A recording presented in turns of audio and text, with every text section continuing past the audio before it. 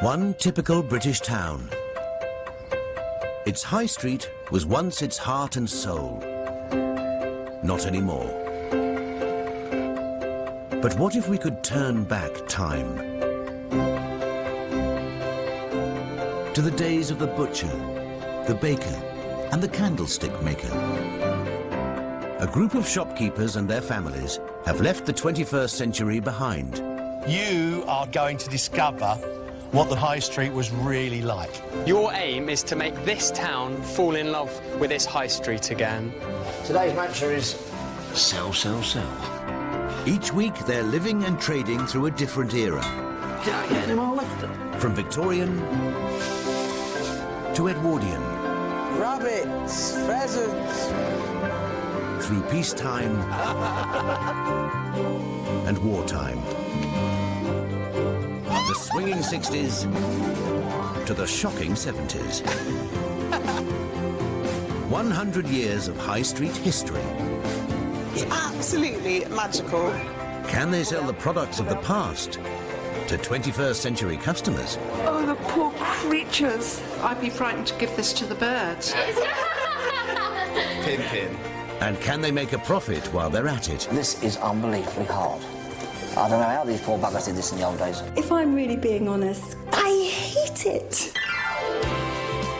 This time, the high street reaches the 1970s. It's an era of fast-moving fashions. Turn it up and fill the room with noise.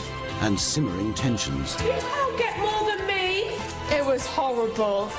But as the high street concludes its incredible journey, I feel like I've been in a time machine. will anyone still love it?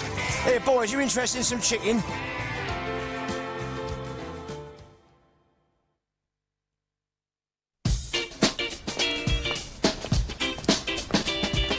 For the last time, these 21st century shopkeepers have been kitted out for an earlier era. They're now heading into the 1970s, the era when chains and malls started taking over our towns. From this decade on, traditional local shops really struggled to survive. So the shopkeepers must cope with big changes as they return to the heart of Shepton Mallet in Somerset. Their high street's now been trading since the 1870s.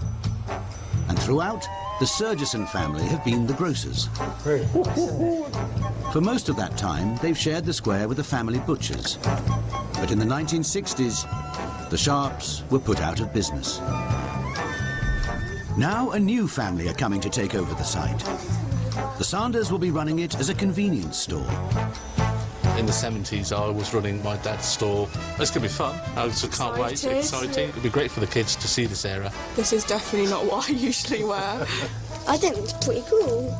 Another high street store has changed use in every era, from penny bazaar to toy shop. Most recently, it was a hair salon.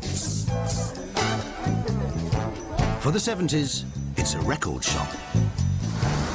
Coming to run it is David Lashmar, who used to own Europe's largest second-hand vinyl store. It's going to be quite a challenge, actually, because some of the people I'm talking to won't even know what an LP is. Dressmaker Jill Cockwell has been on the high street since the start of the 20th century. But she really has her work cut out this time. My honest view about 1970s fashion is that it's horrific. I was always going to struggle with this era. Hello. Ensuring the traders stay true to the era will be the Chamber of Commerce. Historian Juliet Gardner, baker Tom Herbert, and greengrocer Greg Wallace. Welcome to the 1970s. Now, the decade kicked off with great optimism, but there are turbulent times ahead. So it's really important that you give your customers the full 1970s treatment. This is the end of our experiment to see if history can give us any clues as to the future survival of our high streets. Feedback at the end of this era is crucial. We need to know what it is your customers want from their high street. Good luck. Go and see your shops. Carl, Debbie, Harry and Saffron began trading 6 weeks ago as Victorian grocers. Just like another family from the era, 100 years down the line, they find themselves running a fully fledged supermarket. Surge you save. It's quite catchy, Surge You Save. Yep. That's got a good rhyme to it, actually, hasn't it? How's that right? Surge You Save, it kind of goes. The 70s was when supermarkets as we know them today conquered Britain. Oh my God, cheese ravioli. Festa curry, man. Come back from the pub and you've had a couple. All in the bag normally. Okay. Love it, love it, love it. Have we got any milk? This is a drink I was allowed on Christmas Day. That was supper. My goodness me. 70s processed foods promised to make life easier, and 70s supermarkets promised to make shopping quicker. Now their premises are even larger. They've got their wire trolleys. They've just got everything that makes it convenient and easy to shop. Well, I'm not convinced by it. It seems to be the sterilised kind of shopping that we know now, and that's not what the Surgisters have been up to now. It's certainly very different from the small specialist deli the family run in their 21st century lives.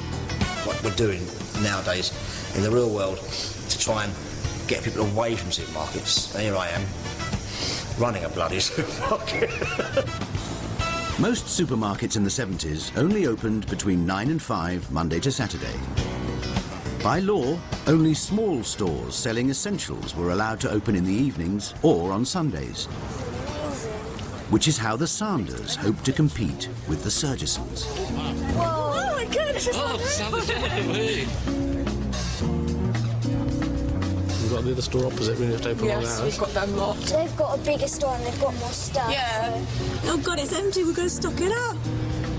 Without the scale or technology of a supermarket, every job in a typical corner shop was done by the family, and usually by hand. Oh my God, there's loads in here. I didn't even realise. Move everything from here to in there.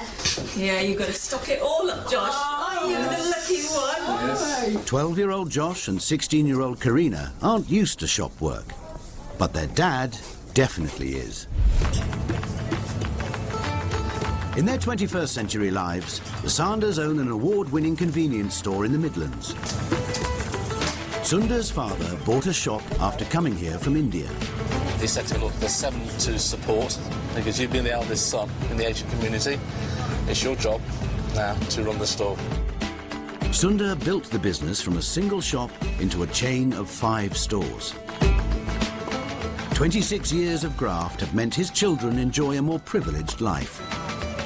I don't think the kids do have any idea what it was like for my parents when they came up, because it was really tough. I think I could run the shop, like if I had to do it, but obviously I don't have to do it. The children now have got to realise sort of they've got to help Dad, you've got to work hard. At their age, this is what I did. Go, go, go. Normally I'd just be watching TV or something. Don't chocolates go up there and these sweets go down there? I think this is going to be the hardest bit, getting it all ready. You have to actually price everything, pile on everything. It's going to be here all night. In the 21st century, Sundar wouldn't be doing this either. These days, he employs staff to look after the shop floor. It's hard work, but we're going to try our best and do our best and be different. They're going to have to work hard, though, aren't they? I mean, long hours. They've really got to make sure that they sell all the little things that people really want and they can't get at the supermarket. A good corner shop can be a centre of community, just like a pub used to be. It really can be. It's where you bump into your neighbours, where you chat. It can be, and let's hope it is. I'm going super speedy, we need to go quick. The Sanders are offering products which still sell well 40 years later. But the same can't be said for every store on the high street. Oh, look, it's my shop. Good Lord. God, oh, how brilliant is that? A real record shop again. Fantastic. 1970s Britain boasted 5,500 record shops. There were also some 2,000 independent stores, like the one David ran for 3 decades until it was forced out of business 2 years ago.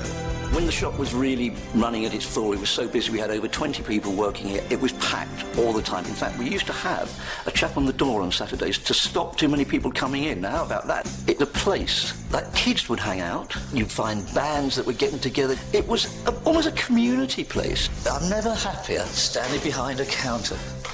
Oh, oh, oh. Smells of records too, smells of vinyl. I just don't know how David and his record shop's going to work. I mean, there's only 270 record shops left in the country. There would have been 2 on every high street. Great album.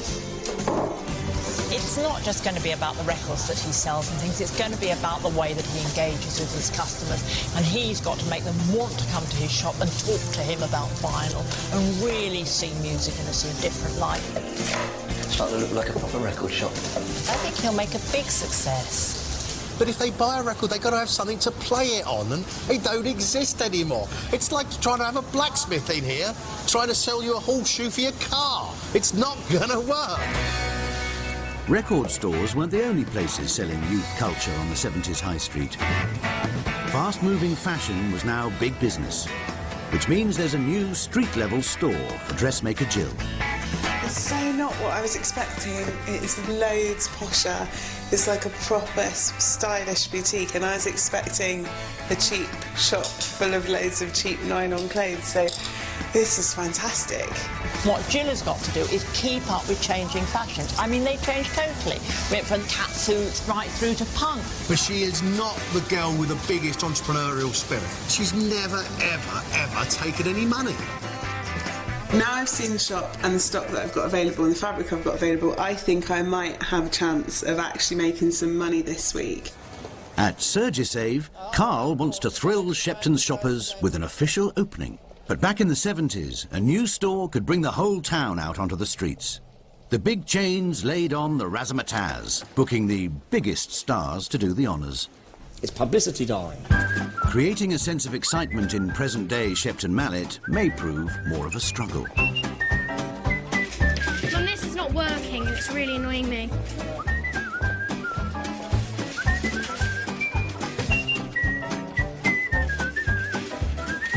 Whose idea was it to use the trolley anyway?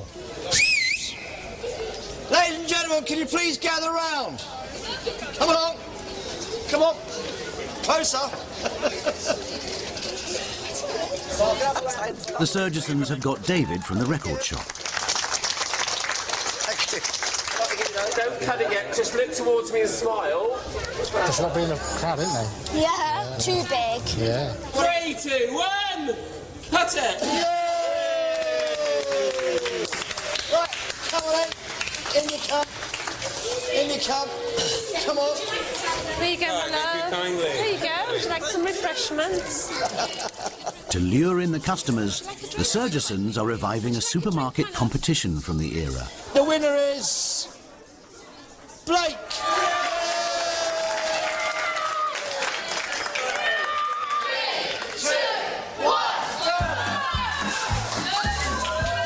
Trolley dashes were a standard store-opening stunt long before Dale Winton made a game show out of them.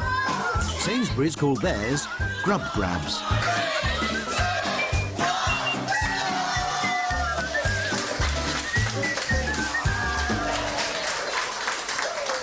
Great supermarket this week. Got all the public to know that we're here. We've got some good hits in the press. Perfect. Couldn't ask for more. The corner shop hasn't the budget for a glamorous launch. Just have the doors wide open. And there. I don't think anybody knows we're open. Luckily, some of Shepton's residents have promised to shop only in the 1970s high street. Hello, sir. How are you? And when they eventually trickle in, they find some products that Surgisave doesn't stock. It's haven't seen these in 2 years. Really? We love curries. Yeah. All the Indian spices and things over here. Yeah. We haven't got a clue what to do with it. Yeah, if you have a chat with Pam, she'll go through and tell you how to make it. I'll write it down for you. I'll give you the basics. That'd be fantastic. And then you should be all right. Okay. Okay. Wonderful. Okay. The corner shop was one of the places 70s Britain got to know more about Asian cultures. Sometimes shopkeeping was the only work available, even for highly qualified immigrants. Record shop owner David has gone glam for his grand opening.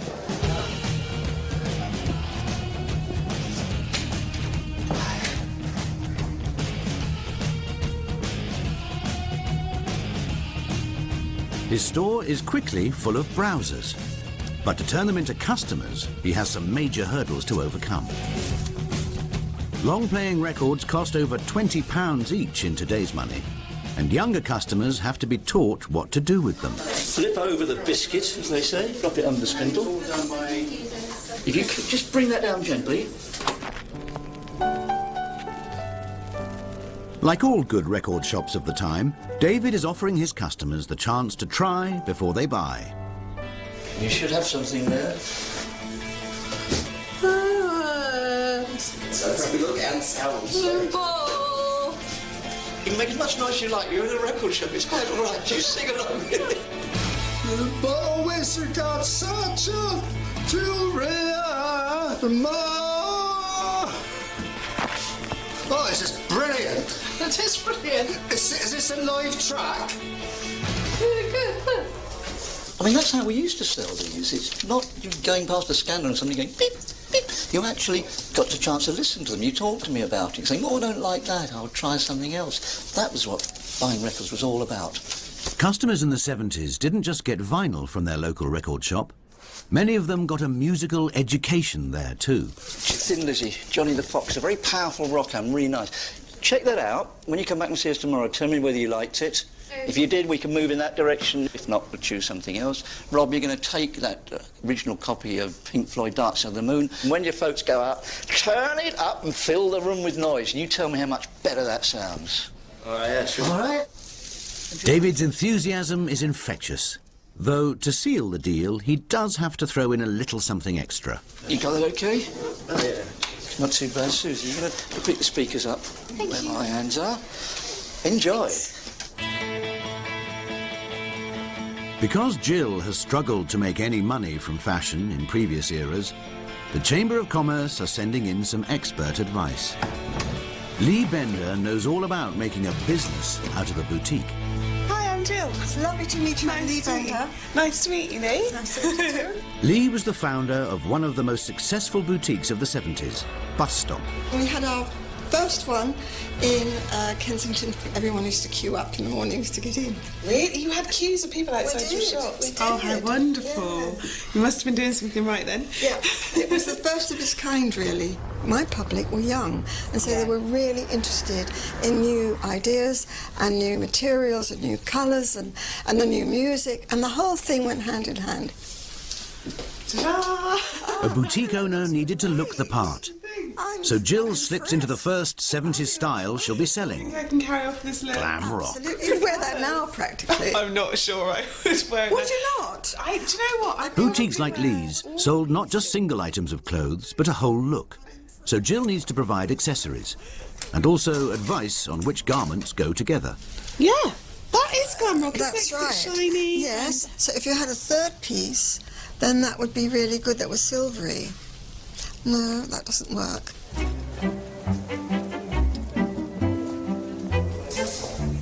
Customers can now put their 1970s style supermarket to the test.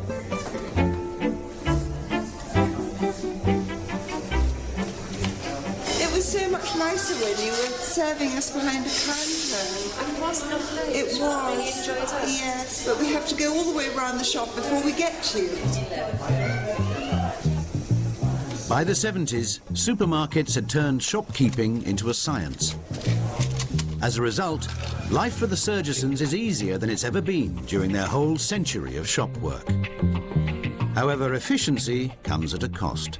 You know, the fact now that I'm a supermarket manager, I'm stuck in the office, we've lost the interactiveness with the customers. It's all do-it-yourself, and they come out to me on the odd price you've missed, and that's the only interaction we get. But do the customers care if they talk less with staff? Having experienced previous eras of personal service in the grocers, do they miss it? I didn't like it at all, really, because you just get none of the service that you used to get, and I don't know, it's just going around and sort of, it's all impersonal now. There was everything there I wanted, I suppose. There was everything, and it was easy. It was easy shopping, but just not so friendly. My experience in that shop is it's dead and it's cold. There's no life and there's no feeling. I like the old Mr. Sargison. He was always there to help, wasn't he? But anyway, unfortunately, he's gone. The 1970s Mr. Surgeson is too busy with his managerial duties, which now include distributing payroll. Get in. Come along, Harry, got some wages for you. This is a day's wages in 1970, love. I'll go away with you. This is your wage. How much have you got? How much have you got? £2.25. How much you get, Harry? £3.25. You can't get more than me. Laws on equal pay for women were only enforced from the mid-70s. Are you that outraged that you get paid less than the boys? Yes, I am outraged, actually. Unfortunately, it is hardly anything to know. It's the law. To be fair, you have just sat on the till. That's the law. Ladies don't get paid as much as men. Why? Because there's no price structure, there's no wage structure at the moment. It's women get paid what we feel they're worth. OK, so whose bed are you going to be sleeping in tonight? The typical 1970s high street shut up shop at 5 p.m. with one notable exception. The other shops have closed now. All of them have closed. Yeah. Can't we just... No, you can't. Can you close early? What did you say this morning? You're not going to get bored? I'm not bored. I'm tired. Get used to it then. The 70s convenience store would make most of its money when the supermarket was shut. Yeah, just that. Yeah, name and address would be good. It also offered services other shops had abandoned. I understand you do deliveries. We do deliveries and newspaper rounds. Excellent. We're here for the customers. Customer demand and we're there. You know, that's what I love about the Asians. Yeah. It's all about service. Oh, yes. It's the one thing that I noticed when I first came to this country was the lack of service. And I came in the 80s. Do you know, it's just the whole personal touch thing. You just can't get that with the big stores now. There's no time. No, there's no time. It's just sort of in, out. And I'll pay a little bit over the top for that kind of service. Rather than go to my local supermarket, I would pay a little bit extra to get what I want. Above Shepton's new supermarket, the Surgesons can spend their evening relaxing at home. Mr. Mark Bolan's. After a profitable first day's trading. Get it on. Bang a gum. I love this song. I want more hats.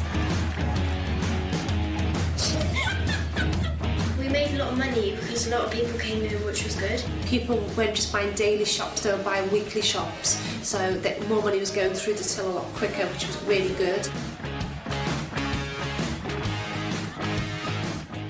To compete with a supermarket, small businesses have to work harder. Thank you. See you, boys. Bye.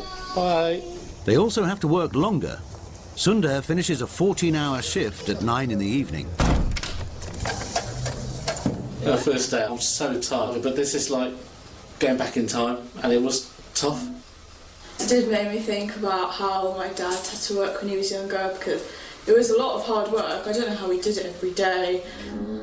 Reliving his youth also reminds Sundar of some of his father's old money-making schemes. Dad, he was very clever because he got Mom to make honey bhajis and samosas. Again, the locals loved that. It's a pity I couldn't have done that today, but maybe tomorrow.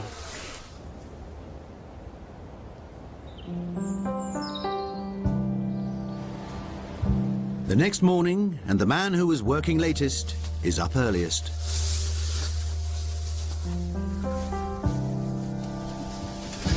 Rob, want to wake up, matey? Yeah. You did say that you could get up for 6 o'clock. You're going to do a paper round. Yeah. Okay. Yeah, good boy. The convenience store opens 2 hours before their rivals at the supermarket. I've got one extra there. We'll just have this case. Another competitive advantage for the Sanders is cheap labour. Latest pizza. Oh, this is legendary. No unions to worry about when you keep business in the family. In the 21st century, many newsagents no longer offer paper deliveries because they can't pay enough to persuade modern kids to do them. My dad paid me less than £5 for my work today. I would probably never do it again, as it's such a hard job. Hello, Josh. Josh is going to be paid the going rate for a paperboy in the early 70s. It's 15 pence. That's just £1 in today's money. Yeah, you should be grateful you're getting 15 pence because we got nothing whatsoever. What we have to do is work all day at the till, and we just have to do it. If you want to buy some sweets with that, you can buy them here and see what you can get. Really not fair, not at all, literally. That is hard doing that, very hard.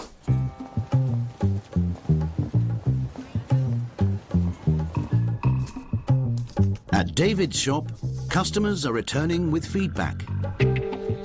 There's something really satisfying about having the music in your hands rather than in a sort of computer file or whatever.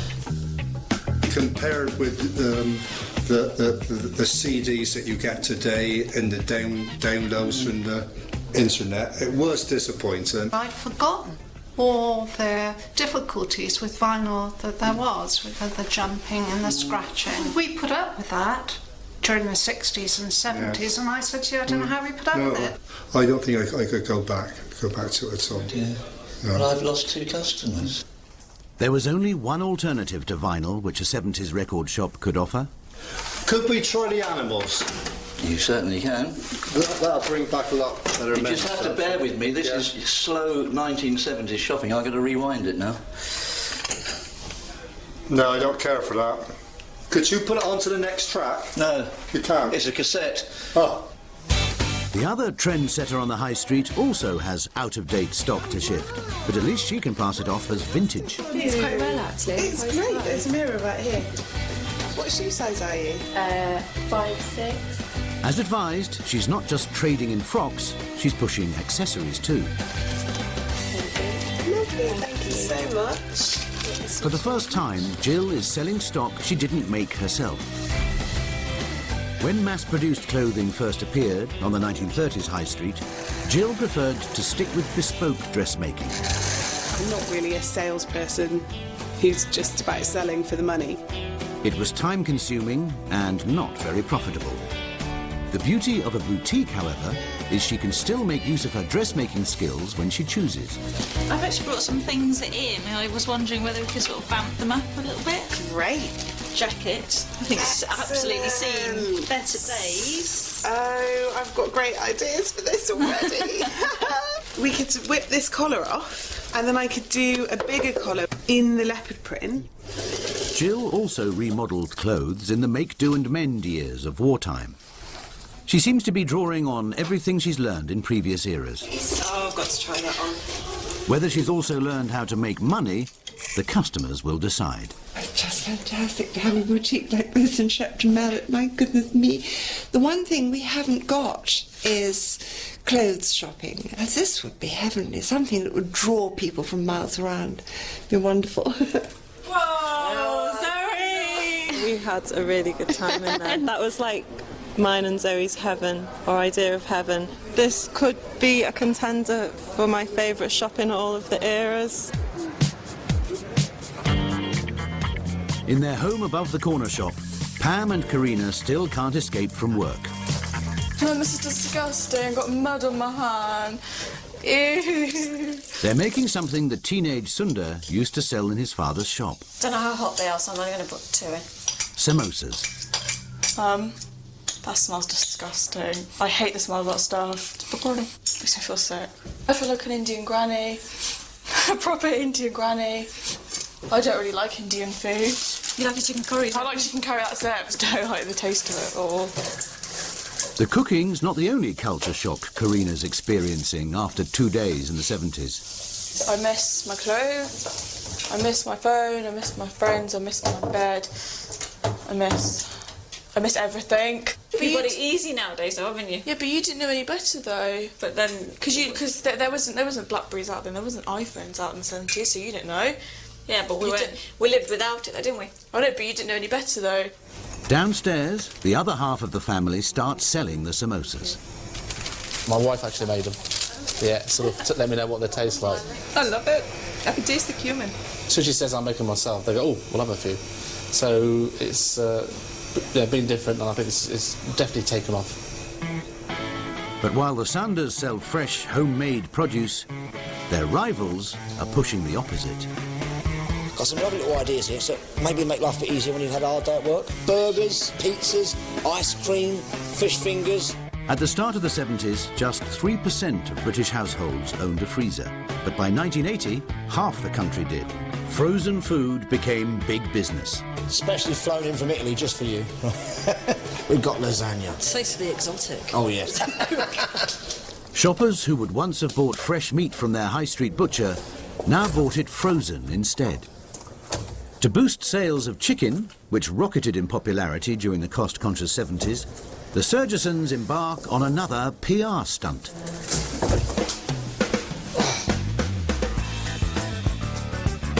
The 70s was the last era when supermarkets would serve up showmanship with the shopping.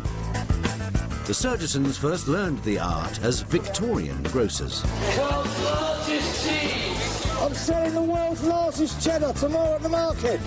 Afternoon, Shepton. I'll come and show you our giblets. I mean, how the feels he looks a nice little fella. Oh, yeah, nice bit of breast on that. Oh, yes, we like a nice bit of breast, don't we? Oh, yeah, I've got one of those, my lover. They're nice, aren't they? Oh, they are. Nice and plump. They are.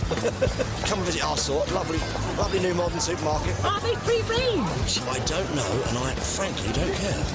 Well, I do. No, I would imagine, just for 1970, it would have been mass-produced. Yes, factory. definitely. It would have been pumped them out by the millions, so the chances are no. What I'll bring this. Now the novelty has worn off, David's shop is struggling to attract customers. He too needs to come up with a promotional gimmick. A guaranteed crowd puller for record shops was a personal appearance by a famous band. Scenes like this brought glamour to the high street, as well as big sales for the shop. So David is trying to book a star from the era. My name's David and I'm running a 1970s record shop in Shepton Mallet, and I'm really phoning to see if it's possible that David Bowie might be able to come down and do an opening for us. I wonder if I should just bypass Queen for the moment and go for The Who. I wonder if you'd be good enough to give me a call back. My name's David. I really look forward to hearing from you. Bye. Well, you never know.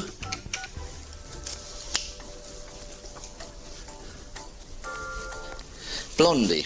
You have to email her agent. I have a big problem with emails because we are a 1970s record shop. We don't actually have emails or anything like that. All I can do is to write or phone. They're missing opportunities, these people, you know.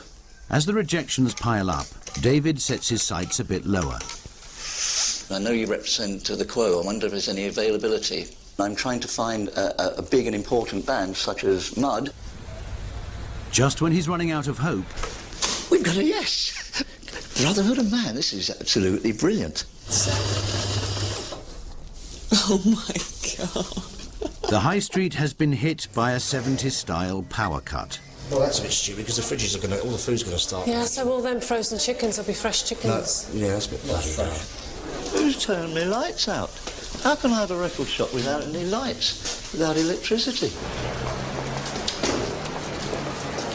For the Surgesons, with their extensive range of frozen and chilled food, this could be a disaster. In the event of the freezer breaking down, the priority is to minimise the amount of stock loss by trying to keep steady temperature. Wrap the freezers in blankets to retain the temperature. Right, what about fridges? Does it say anything about fridges? No, it doesn't say anything about fridges. It's a miners' strike, but there's an opportunity to sell the batteries and the torches. We need to get them out. The ever-enterprising corner shop is stocked for just this eventuality. You are a lifesaver. That's it. It's a shame you can't provide a generator for my sewing machine, then I could get on with some work. Not only has the supermarket checkout ground to a halt, their products are beginning to thaw. Our fridge stock won't last very long without refrigeration, so we're going to try and get it to a trolley and try and flog it to people in the streets and cook it for the tea tonight and get it gone. Right, so 50 pence for that, sweetheart. It's going cheap. It's cheap, you know. Here, boys, you interested in some chicken? Not my legs like that, mate. How about these ones in here, then? Right, do you want 3 chickens? £6. 6 quid for 3 chickens. That's a deal, that's a bargain, that is. You won't, dear. I'm happy with the price. You do Tesco's out of business, you will. Well, that's the idea. Nice.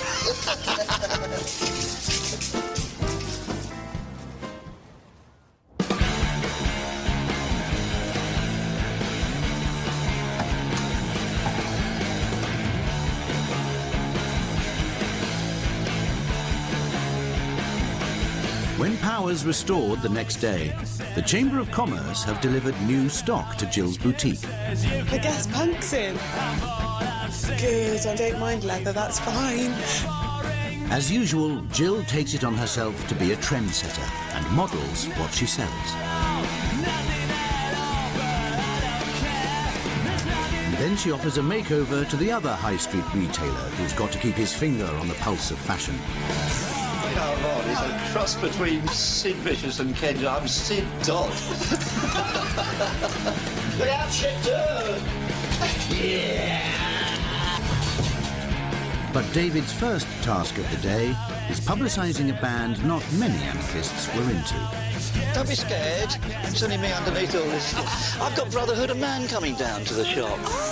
The real Brotherhood of Man, they're coming in to sign autographs. Have you heard of the Brotherhood of Man? Yes. They're the #1 single. Save all your kisses for me. That's right, yeah.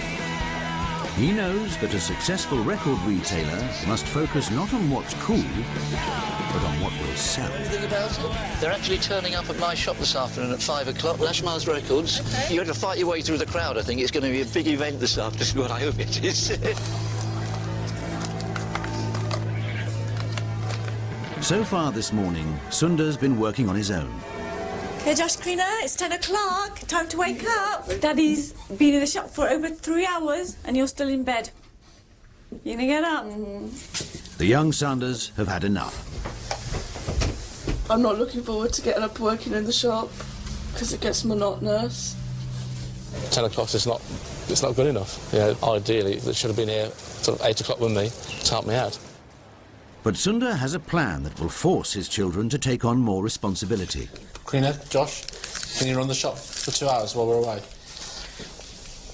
No, you can't. When I was small, I used to run the shop. This is child cruelty. Yeah.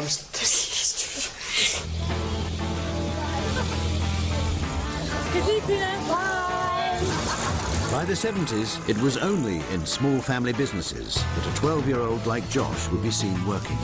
This is all cheese, bacon. First, the junior Sanders have to master the most basic of shopkeeping skills. I think it's £2, something in the jam.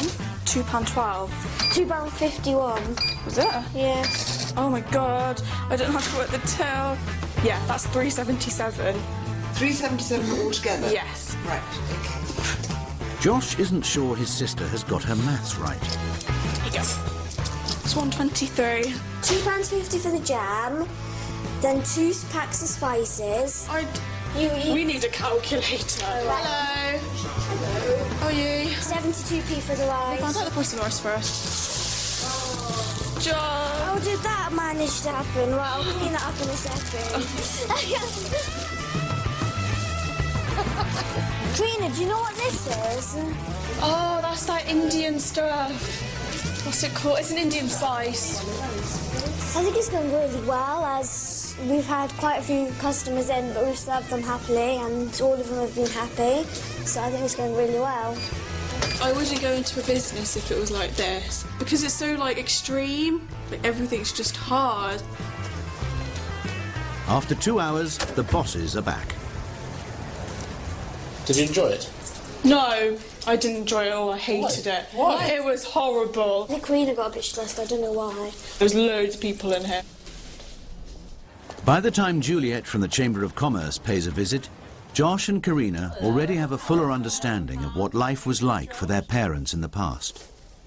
But there's one aspect of the 70s which Sundar hasn't shared with his children, the racism he experienced. And at a time when extremists were regularly on the march, Sundar himself was assaulted. I remember one particular when I was sort of going to the shop and a couple of lads were sort of shouting sort of racist names to me and I ignored them, and one of them tapped me on my shoulder and I just turned around and he just punched me in the face for no reason. And I had another punch in my face and I thought to myself, why am I getting beaten? I've done nothing whatsoever. I'm so glad so my kids are not going through that. I think hearing your story, which is really, really very painful, and it's a very, very shaming story. It was tough, and we're trying to do a business at the same time as well. And there's no point in doing it, really. When all you're trying to do is make a living and serve the community. Exactly. Very shameful story. It really is a very shameful story. I kind of understand why I didn't tell us about it before, because it's emotional. Because I'm usually quite a strong person, but hearing that kind of stuff makes you quite upset, because like it happened to your dad and your granddad, so obviously it does hit you quite a bit. The kids really don't know any of this. You don't really tell them kids that. I feel quite glad that I'm living life now and not then, but I feel sad for my dad being so shocked and scared waiting for the smash.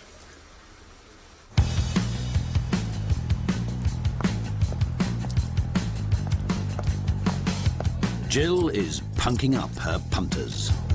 Oh my god! That's so good! What's your mum going to say when she sees you? Punk was a movement that valued independent designers like Jill. And is still a model for how small retailers can put two fingers up at chain store conformity. It'd be brilliant for Shepton to have shops like this. Just it would add such creativity to the town. I think it would be really fun. Do you know what I mean?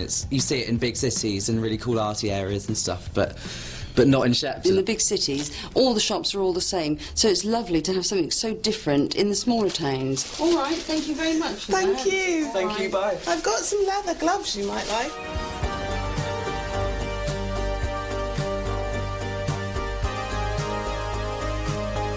Shepton shoppers have now had time to make up their minds about their new supermarket. It's all about sort of get round the store as fast as you can, get it in the basket, get out quick, and the supermarket, at the end of the day, just wants your money. The corner shop, that was much more personal, more enjoyable experience. But they didn't have the produce. There's not so much selection, and you weren't able to pick things up and touch them and browse so easily. You get the personal service, don't you, in the corner shops, whereas I always think in a supermarket, you're just a number to them. More and more Britons in the 70s shopped for groceries just once a week, thanks to more of us having freezers, cars and supermarkets.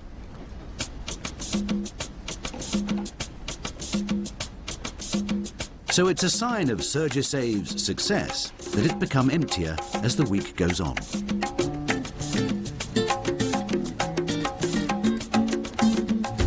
I'm stuck on here just doing... That's all I do all day long. So it's pretty boring. When there's no customers, it's hard because you just have to sit and just wait for them. In all the other eras, if you didn't have customers, it was a bit of a godsend sometimes because you had a lot of other things to do. I am bored beyond belief. I mean, I'm completely lost. We've gone through all the eras and we've been de-skilled. We don't roast our own coffee anymore, we don't make our own butter anymore, we don't blend our own tea. We do nothing. We've gone literally from sacks to packs, and it's all downhill as far as I'm concerned. Yet even though no one has any love for the supermarket, people keep using it. I mean, I miss the little shops, you know, you do, but it's all right. You get what you want, and we're always in a hurry, so it's okay. Ladies and gentlemen, citizens. It's time for Lashmar Records' big PR event. There hasn't been a crowd this big in the town square since VE Day.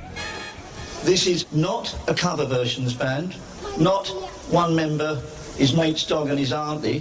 This is actually Brotherhood of Man.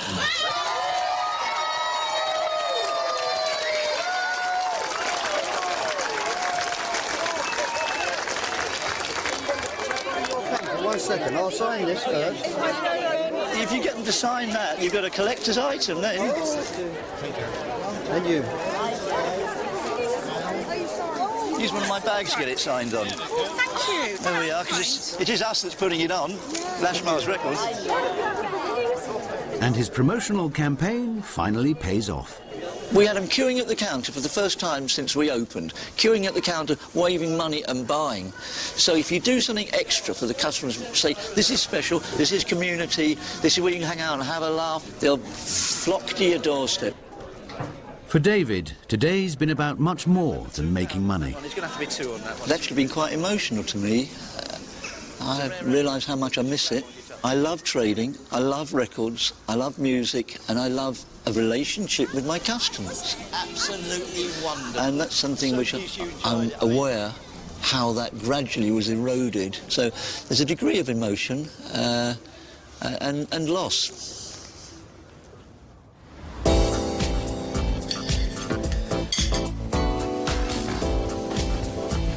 It's the last day of trading on the historic High Street.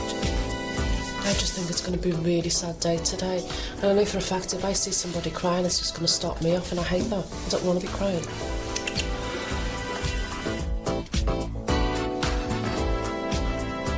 By now, the young Sanders are getting ready for work without too much complaint. Suits you with your hair tied up, Prince. It's not. That's disgusting. Oh, she's tied up all the time. No, it doesn't suit me. And their shop has some new stock.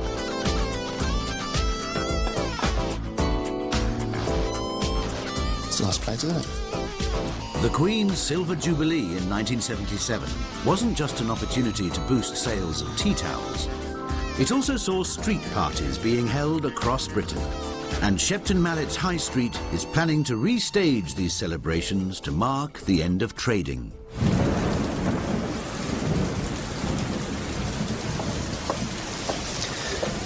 Typical British summer, big celebrations, Queen's Jubilee, and it's tipping with rain. It's really sort of put the dampers on everything, isn't it? That's an understatement, isn't it? Yeah. It's horrible. Well, we should get this down and get this into a hall somewhere and have a bit of bunting in a hall somewhere. Yeah. Work quickly begins on relocating the street party away from the street. It adds to the stress on an already pressured morning. The shopkeepers also need to tot up their final takings. The Chamber of Commerce are back in town to inspect the accounts. Their first question, has Jill finally learned to be a businesswoman?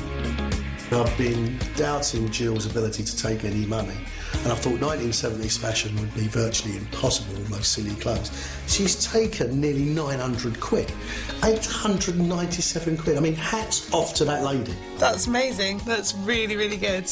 I'm absolutely chuffed to bits with that. She's just made it a buzzy place. Everybody in Shepton Mallet wants to hang out here, and they really want to keep it. However, the other shop selling 70s style took less than a quarter of the money made by the boutique. There's a need for what Jill does, in the way that, you know, David's shop can only ever be a curiosity these days. Exactly. But, I mean, he has really got people into the high street, and he's got that personal service, and he's got the expertise. But the till doesn't lie. 214 quid. I think we've gone too far down the road now to persuade people that buying vinyl is a viable option. It's just not coming back, is it? I really like the CDs will be gone soon. So. I really like the concept of it, but it's not going to happen.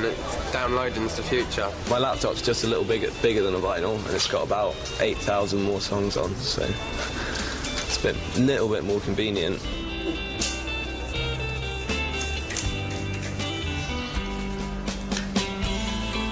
I've been a museum that sells some of its exhibits, and that's all I have been.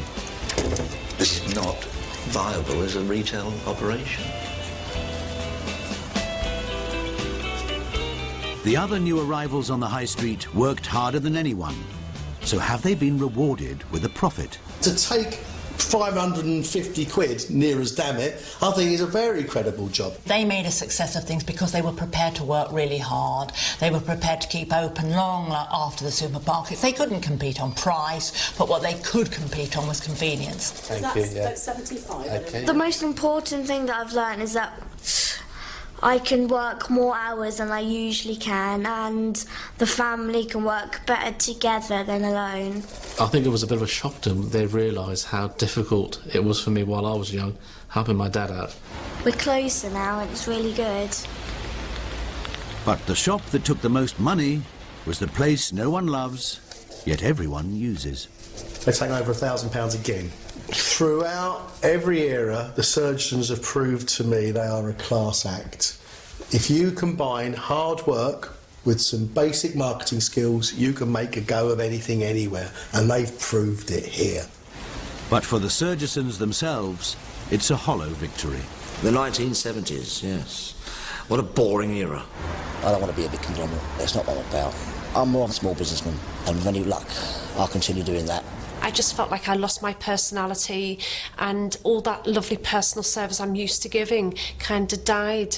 In the 1870s, everybody was individual. You had your butcher, you also had your baker, and then as time's gone on, we've lost that now, and it's all come to me. I do the entire lot. History has showed us that the successful grocers have turned into the successful supermarkets of today, and have killed the high street. At the start of the 70s, supermarket chains took 44% of all grocery sales. In 2010, they take almost 98%. In one town, however, the high street has come back to life, at least for the last 6 weeks. Oh yes, come on in. Now Shepton Mallet is out in force again for the Silver Jubilee party, joined by some familiar faces. Andrew Sharp and his son Michael ran the High Street's butchers, and the Devlin family were the town's bakers from the 1870s until the 1960s, when both their trades were taken over by the grocers. Another casualty of progress was blacksmith Simon Grant Jones. Across the eras, all of them worked tirelessly to draw people back into a previously unloved town centre. Look at this. Look at this. Everybody's made friends, everybody has interacted with each other a lot more, not just people with the shopkeepers, but people with the other customers. The High Street has really brought us all together as a community, and I don't see why it can't work like that again. Ladies and gentlemen, we wanted to see what we may learn from 100 years of our High Street history and clues to perhaps the future of our high streets. And I think the biggest thing, more than anything else, is if you just look along this room, is the actual sense of community. I'm getting choked up. And chatting to everybody, it's most certainly possible that this can continue. There's enough brain and heart here to do whatever you want. It really is up to you, guys. It didn't matter what era we set this high street in, we had huge successes. We always did. And that was down to hard work and some marketing. If you can bring a little bit of razzmatazz, no matter what that is, a point of difference into the high street, into the shops, you will have a success. It's proved to me, undoubtedly, that there is a place for the high street. But the future of any high street lies in the hands of its community. I think I've just quite simply learned that the high street won't work unless people want it to. Basically, it's up to the customers, not the traders, about what happens in a high street, because if there's no customers, then there will be no traders. Whatever the future holds, Shepton Mallet now has to bid farewell to its time-travelling shopkeepers. Not losing touch with you, honey, that's for sure. Don't be sorry. Oh, it's been amazing. I feel like I've been in a time machine. However tough it might now be for local shops to compete with the big chains. I know I called you a Scotland spiff, but I'll take it all back. At least these traders have proved they could offer something extra alongside their rivals. Bye, honey, bye. There's a place for these big corporations that can provide convenient, cheap, good quality products, and we can get them any time of the day or night and anywhere we go. That's what consumers want, clearly. So there's also a place for small, unique, individual businesses, and if you don't support them, every high street in the world is going to look identical. Thanks for everything, you made it really special.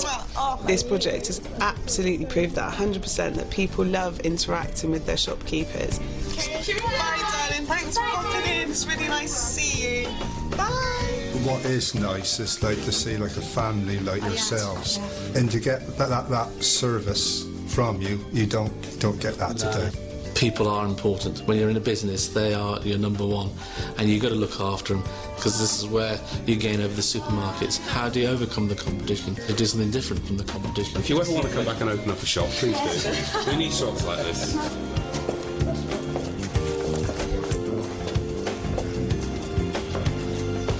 Very emotional. I can't believe what we've actually achieved, what we've done, everything we've gone through.